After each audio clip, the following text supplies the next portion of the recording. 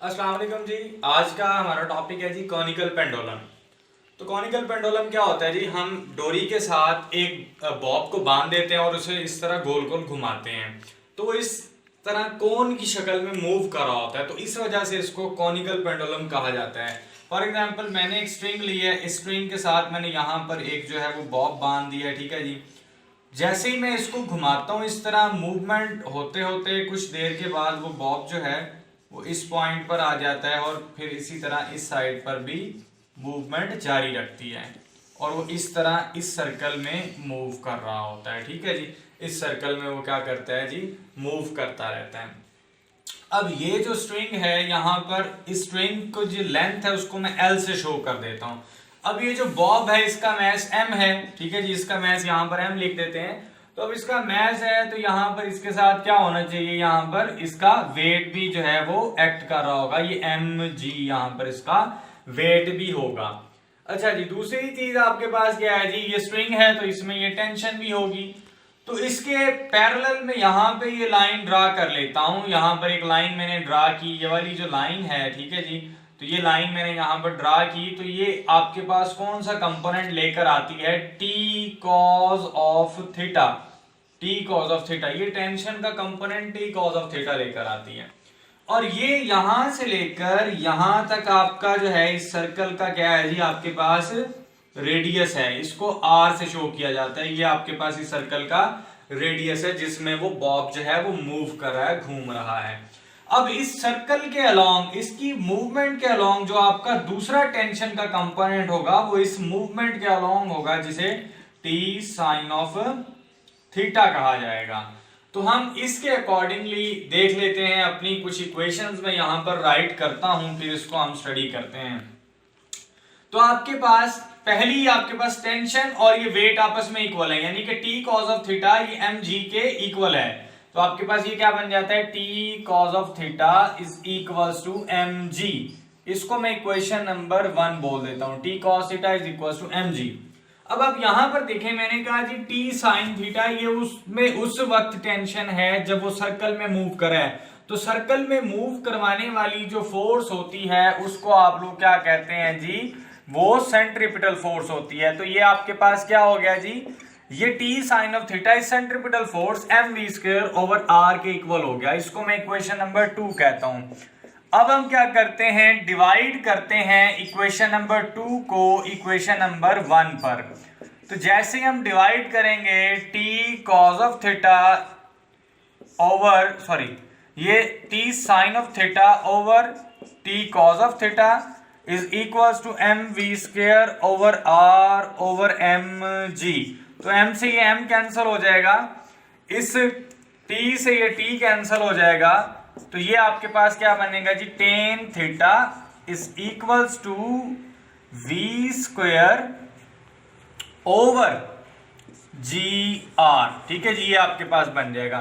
तो यहां से अगर मैं वी स्क्वायर की वैल्यू निकालूंगा तो वी स्क्वायर की वैल्यू आप लोगों के पास आएगी जी, V square is equals to ji are tan of theta. ये आपके पास वी स्क्वायर की वैल्यू आ जाएगी।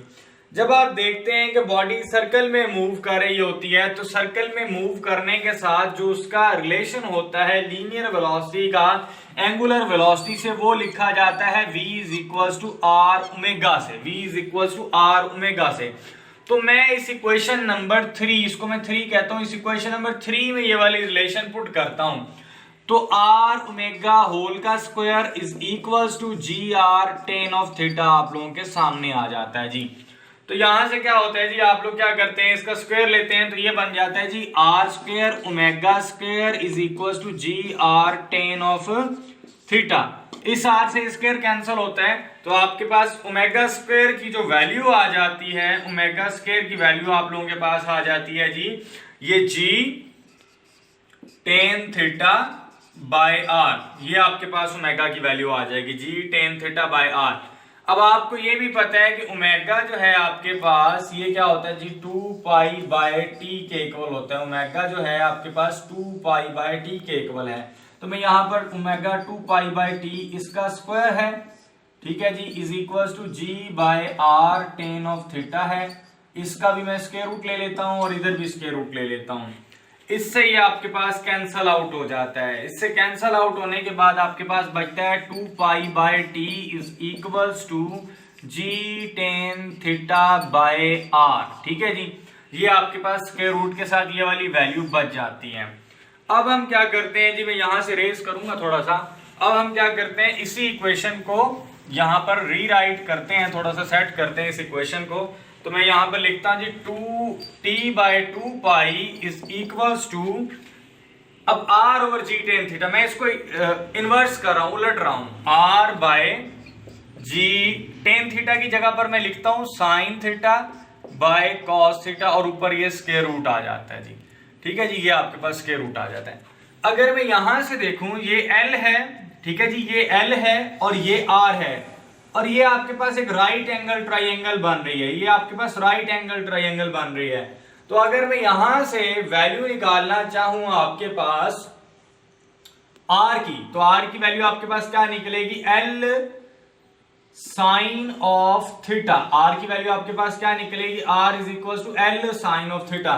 तो ये वैल्यू आप उधर पुट करेंगे, तो T is equal to 2 pi, ये वाला 2 उधर जाके मल्टीप्लाई हो जाएगा 2 पाई, तो T is equal to 2 pi L sine theta divided by G sine theta by cos theta.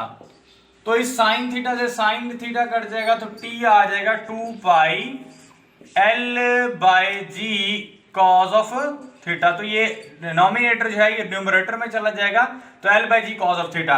अब हमारे पास कुछ रेयर केस इस तरह से भी आते हैं जब आपके पास थीटा की वैल्यू स्मॉल हो, अगर थीटा जो है अप्रोच कर जाए 0 पर, ठीक है जी, तो आपके पास क्या होगा, आपके पास cos 0 की वैल्यू जो है ये 1 होगी। cos 0 की वैल्यू आपके पास क्या होगी जी, 1 होगी। तो तब हमारे पास क्या होगा, टी टाइम पीरियड जो है ये सिंपल पेंडुलम का टाइम पीरियड आ जाएगा। L बाय जी cos 0 की जगह पर 1 पुट कर देंगे, तो आपके पास क्या आ जाएगा 2 pi square root L by G. तो ये आप लोगों ने क्या करना होता है, टाइम पीरियड का रिलेशन आप लोगों ने फाइंड आउट करना होता है। ठीक, थैंक यू बेटा, अल्लाह हाफिज।